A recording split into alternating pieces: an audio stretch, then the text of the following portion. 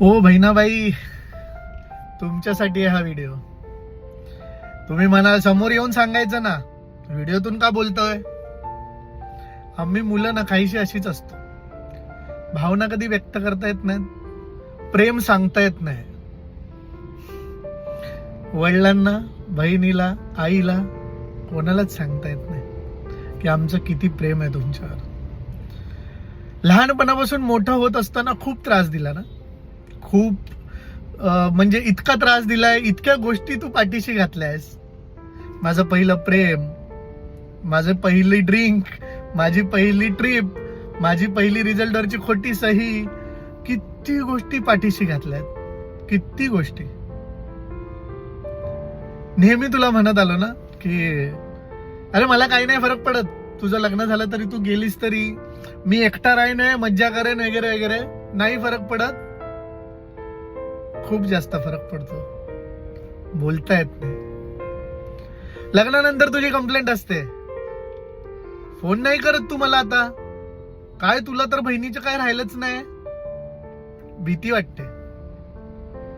Phone केला,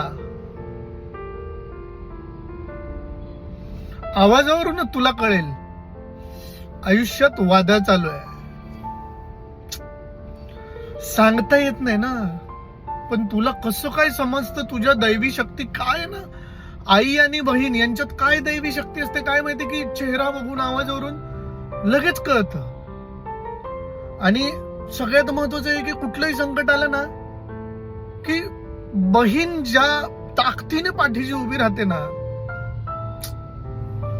मग तिथे एक वाटतं आधार. आणि तुझ्या जाण्याने तो आधार कमी झाला. हे सांगता येत नाही, भावना व्यक्त करता येत नाहीत.